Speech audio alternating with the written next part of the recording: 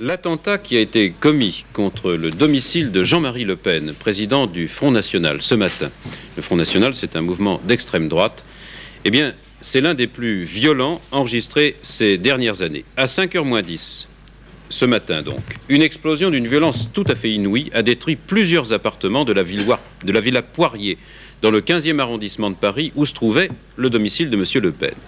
La violence de l'explosion tente à donner raison à M. Le Pen lorsqu'il dit « c'était un attentat pour tuer ». Alain Rodier, sur place.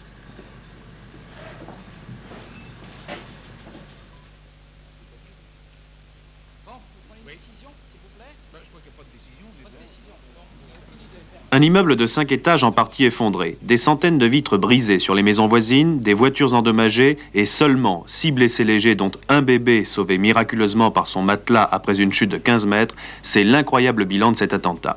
Aujourd'hui, avec ses 12 appartements dévastés, l'immeuble est condamné. Une trentaine de personnes devront se reloger. D'après les experts, seule une bombe d'au moins 5 kg de dynamite déposée au 4e étage sur le palier de l'appartement occupé par M. Le Pen a pu provoquer un tel résultat. Et pour le leader du Front National, l'importance de cette charge, la plus grosse qui est explosée depuis longtemps, témoigne d'une volonté criminelle. C'est évident que cette explosion, cet attentat, visait de toute évidence à tuer, n'est-ce pas? À tuer aveuglément, sauvagement. Et que c'est un don du ciel, on peut le dire, si ce résultat n'a pas été atteint. Ce n'est pas la première fois que vous êtes victime d'un attentat. Oui, c'est le 3e. C'est un record peu enviable. Alors quel est votre sentiment? Écoutez, je ne peux relier ça qu'à notre Congrès national, dont le thème était justement la sécurité des Français et la lutte contre le crime.